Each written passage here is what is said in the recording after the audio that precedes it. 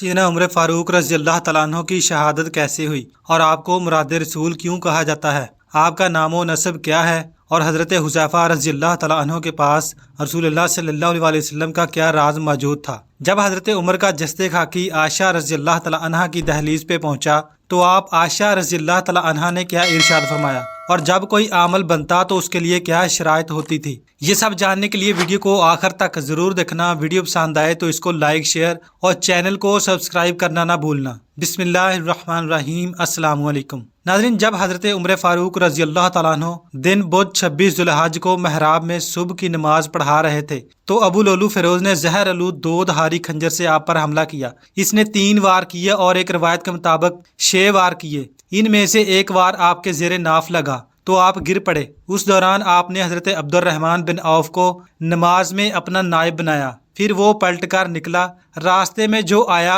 उन पर वार करता गया, हत्ता कि इसने 13 अशखास पर ज़रब लगाई। इनमें से 6 शहीद हो गए। फेरोज असलन ईरानी था। फिर हज़रत अब्दुल्ला बिन औफ ने इस पर कंबल डाला तो इस मलून ने खुदकुशी कर ली। हज़रत उमर को उठाकर इनके घर ले जाया गया। इनके जख्म से खून बह रहा था। ये तुलुए आफताब से पहले का वाक़या है। फिर आप कभी बेहोश हो जाते और कभी होश में आ जाते। जब होश में आते तो आपको नमाज याद दिलाई जाती। वो कहते, हाँ, जो नमाज छोड़ दे उसका इस्लाम में कोई हिस्सा नहीं है। फिर अपने वक्त पर नमाज पढ़ते। उन्होंने पूछा, इन्हें किसने कत्ल किया है? लोगों ने बताया, मुगीरा बिन शैबा के गुलाम अबू लुलू ने। तो उन्होंने अल्लाह का शुक्र अदा किया कि मेरी मौत किसी मुसलमान के हाथों नहीं हुई। फिर कहा, अल्लाह उसका बुरा करे, हमने तो इसे अच्छी बात का हुक्म दिया था। मुगीरा बिन शैबा ने इसके ज़िम्मे 2 दिरहम यौमिया लगाए थे। फिर उन्होंने हज़रत उमर से पूछा, क्या मैं इसके महसूल में इजाफा कर दूं? क्योंकि वो कारपेंटर है, नक्शो निगार करता है, लोहार है। तो उन्होंने इसका महसूल 100 दिरहम माहाना कर दिया और उससे कहा, मुझे पता चला है कि तुम बहुत अच्छा काम करते हो,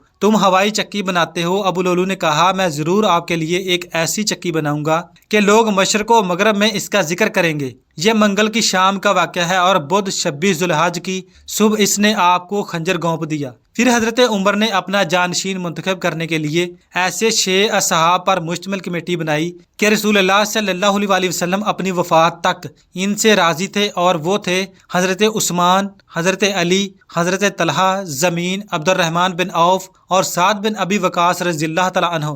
अल्लामा शिबली नमानी लिखते हैं, हज़रत उमर का 3 दिन बाद इंतकाल हुआ और मुहर्रम की पहली तारीख हफ्ता के दिन मदफून हुए। नमाज जनाजा सहीब ने पढ़ाई। हज़रत Abdurrahman bin of, Ali, Usman, Talha, साद बिन अबी वकास ने कब्र में उतारा और वो आफ्ताब आलम खाक में छुप गया। एक मुसन्नफ ने लिखा, कातिल का खंजर सीना उमर में नहीं बल्कि कल्बे कायनात में पिस्त हो गया। हज़रत उमर को हमेशा शहादत की आरजू रहती थी। हदीस पाक में है, हज़रत उमर रज़ी अल्लाह तआला अन्हु ने यह दुआ की, ऐ अल्लाह, मुझे अपने रास्ते में शहादत और दियारे रसूल में मौत अता फरमा। हज़रत उमर फारूक रज़ी अल्लाह तआला अन्हु हज़रत अबू बकर सिद्दीक रज़ी अल्लाह तआला अन्हु के बाद मुसलमानों के दूसरे खलीफा थे। आप इन 10 सहाबा में से हैं जिनको जन्नत की खुशखबरी दी गई। आपके दौर में इस्लामी ममलकत 28 लाख मुरब्बा मील के रकबे पर फैल गई। आप इस्लामी दुनिया के पहले खलीफा थे जिन्हें अमीर अल मोमिनीन का खिताब दिया गया। दुनिया के तमाम मज़ाहब की कोई ना कोई खसूसियत है। इस्लाम की सबसे बड़ी खसूसियत अदल है और हज़रत उमर फारूक रज़ी अल्लाह तआला अन्हु वो शख्सियत है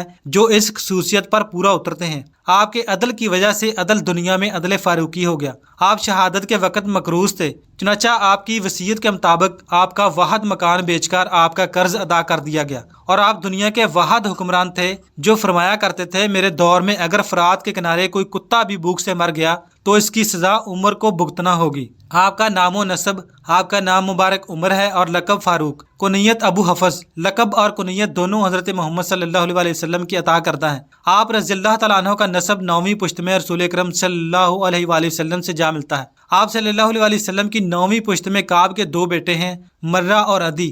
रसूलुल्लाह सल्लल्लाहु अलैहि वसल्लम मर्रा की औलाद में से हैं जबकि हज़रत उमर रज़ी अल्लाह तआला अन्हु अदी की औलाद में से हैं। आपकी इब्तदाई जिंदगी, आप रज़ी अल्लाह तआला अन्हु मक्का में पैदा हुए और आप इन चंद लोगों में से थे जो लिख पढ़ सकते थे। जब हुजूर अकरम सल्लल्लाहु अलैहि वसल्लम ने लोगों को इस्लाम की दावत दी तो हज़रत उमर रज़ी अल्लाह तआला अन्हु ने आप सल्लल्लाहु अलैहि वसल्लम की सख्त मुखालफत की। आप सल्लल्लाहु अलैहि वसल्लम की दुआ से हज़रत उमर रज़ी अल्लाह तआला अन्हु ने इस्लाम कबूल कर लिया। इसलिए आपको मुराद रसूल भी कहा जाता है। हिजरत के मौके पर कफारे मक्का के शर से बचने के लिए सब ने खामोशी से हिजरत की, मगर आपकी गैरत ईमानी ने छुप कर हिजरत करना गवारा नहीं किया। آپ نے تلوار ہاتھ میں لی کعبہ کا طواف کیا اور کفار کے مجمع کو مخاطب کر کے کہا، تم میں سے اگر کوئی شخص یہ چاہتا ہو کہ اس کی بیوی بیوہ ہو جائے، اس کے بچے یتیم ہو جائیں، تو وہ مکہ سے باہر آ کر میرا راستہ روک کر دیکھ لے۔ مگر کسی کافر کی ہمت نہ پڑی کہ آپ کا راستہ روک سکتا۔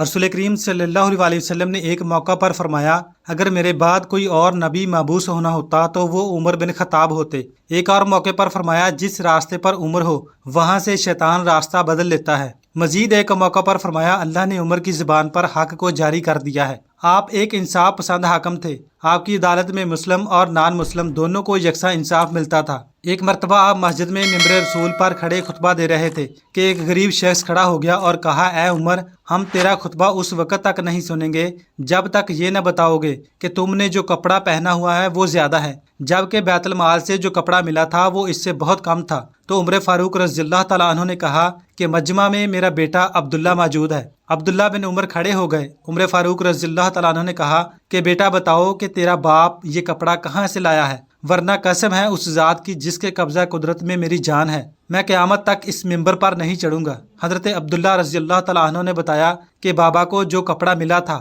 وہ بہت ہی کم تھا، اس سے ان کا پورا کپڑا نہیں بن سکتا تھا، اور ان کے پاس جو پہننے کے لیے لباس تھا وہ بہت خستہ حال ہو چکا تھا، اس لیے میں نے اپنا کپڑا اپنے والد کو دے دیا۔ ابن سعد فرماتے ہیں کہ ہم لوگ ایک دن حضرت علی رضی اللہ تعالیٰ عنہ کے دروازے پر بیٹھے ہوئے تھے کہ ایک کنیز کا وہاں سے گزر ہوا۔ بعض کہنے لگے کہ یہ باندی حضرت علی کی ہے۔ آپ حضرت عمر رضی اللہ تعالیٰ عنہ نے فرمایا کہ امیر المومنین کو کیا حق ہے کہ وہ خدا کے مال میں سے باندی رکھے؟ میرے لیے صرف 2 جوڑے کپڑے، ایک گرمی کا اور دوسرا سردی کا، اور درمیانہ درجے کا کھانا بیت المال سے لینا جائز ہے۔ باقی میری وہی حیثیت ہے جو ایک عام مسلمان کی ہے۔ جب آپ کسی بزرگ کو عامل بنا کر بیچتے تھے تو یہ شرائط سنا دیتے تھے: نمبر 1، عمدہ کھانا نہ کھانا، نمبر 2، ترکی گھوڑے پر کبھی مت سوار ہونا، نمبر 3، باریک کپڑا نہ پہننا، حاجت مندوں کی داد رسی کرنا، اگر اس کے خلاف ہوتا تو سزائیں دیتے۔ حضرت عمر رضی اللہ تعالیٰ عنہ حضرت علی رضی اللہ تعالیٰ عنہ سے بھی دیگر صحابہ کی طرح مشورہ کرتے، اور خود حضرت علی بھی حضرت عمر کی جلالت کے متعارف تھے۔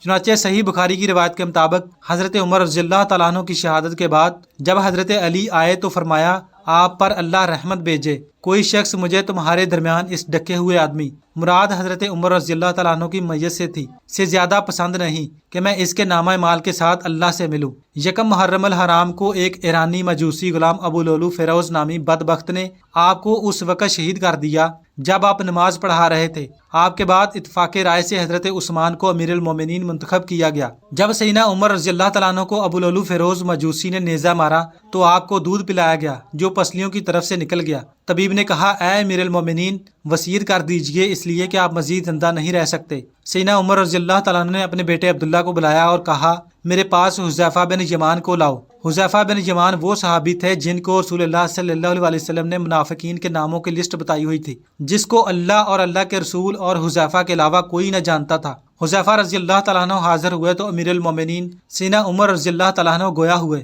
جبکہ خون آپ کی پسلیوں سے رس رہا تھا۔ آپ نے کہا، حذیفہ، میں تجھے اللہ کی قسم دیتا ہوں، کیا رسول اللہ صلی اللہ علیہ وسلم نے میرا نام منافقین میں لیا ہے کہ نہیں؟ حذیفہ رضی اللہ تعالیٰ عنہ روتے ہوئے کہنے لگے، اے امیر المومنین، یہ میرے پاس رسول اللہ صلی اللہ علیہ وسلم کا راز ہے، میں اس کو مرتے دم تک کسی کو نہیں بتا سکتا۔ سیدنا عمر رضی اللہ تعالیٰ عنہ کہنے لگے، حذیفہ، بلا شبہ یہ رسول اللہ کا راز ہے، بس مجھے اتنا بتا دیجئے کہ رسول اللہ صلی اللہ علیہ وسلم نے میرا نام منافقین کے جدول میں شمار کیا ہے یا نہیں۔ حذیفہ کی ہچکی بند گئی، روتے ہوئے کہنے لگے، اے عمر، میں صرف آپ کو یہ بتا رہا ہوں، اگر آپ کے علاوہ کوئی اور ہوتا تو میں کبھی بھی اپنی زبان نہ کھولتا، وہ بھی صرف اتنا بتاؤں گا کہ رسول اللہ صلی اللہ علیہ وسلم نے آپ کا نام منافقین کی لسٹ میں شمار نہیں فرمایا۔ سیدنا عمر رضی اللہ تعالیٰ عنہ یہ سن کر اپنے بیٹے عبداللہ سے کہنے لگے، عبداللہ، اب صرف میرا ایک معاملہ دنیا میں باقی ہے۔ عبداللہ کہنے لگے، ابا جان بتائیے وہ کون سا معاملہ ہے؟ سیدنا عمر رضی اللہ تعالیٰ عنہ گویا ہوئے، بیٹا، میں رسول اللہ صلی اللہ علیہ وسلم اور ابوبکر صدیق رضی اللہ تعالیٰ عنہ کے پہلو میں دفن ہونا چاہتا ہوں۔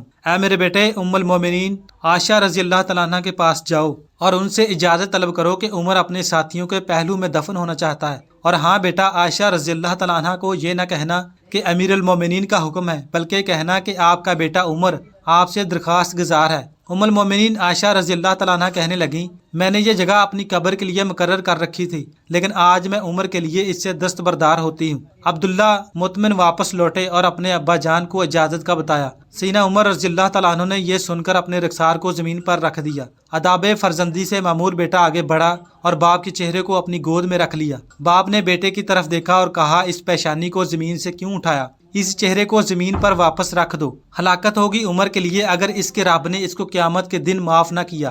رحمک اللہ یا عمر۔ سیدنا عمر رضی اللہ تعالیٰ عنہ بیٹے عبداللہ کو یہ وصیت کر کے اس دار فانی سے کوچ کر گئے، جب میرے جنازے کو اٹھایا جائے اور مسجد نبوی میں میرا جنازہ پڑھایا جائے تو حذیفہ پر نظر رکھنا، کیونکہ اس نے وعدہ توڑنے میں تو شاید میرا حیا کیا ہو، لیکن دھیان رکھنا وہ میرا جنازہ بھی پڑھتا ہے یا نہیں۔ اگر تو حذیفہ میرا جنازہ پڑھے تو میری میت کو رسول اللہ صلی اللہ علیہ وسلم کے گھر کی طرف لے کر جانا اور دروازے پر کھڑے ہو کر کہنا یا ام المومنین، اے مومنوں کی ماں، آپ کے بیٹے عمر کا جستے خاکی آیا ہے۔ ہاں یہاں بھی یاد رکھنا امیر المومنین نہ کہنا عائشہ مجھ سے بہت حیا کرتی ہے۔ اگر عائشہ رضی اللہ تعالیٰ عنہ اجازت مرحمت فرما دیں تو ٹھیک، اگر اجازت نہ ملے تو مجھے مسلمانوں کے قبرستان میں دفنا دینا۔ عبداللہ بن عمر رضی اللہ تعالیٰ عنہ کہتے ہیں ابا جان کا جنازہ اٹھایا گیا تو میری نظریں حذیفہ پر تھیں۔ حذیفہ آئے اور انہوں نے ابا جان کا جنازہ پڑھا۔ میں یہ دیکھ کر مطمئن ہو گیا اور ابا جان کی میت کو عائشہ رضی اللہ تعالیٰ عنہ کے گھر کی طرف لے کر چلے، جہاں ابا جان کے دونوں ساتھی آرام فرما تھے۔ دروازے پر کھڑے ہو کر میں نے کہا اماں جان، آپ کا بیٹا عمر دروازے پر کھڑا ہے،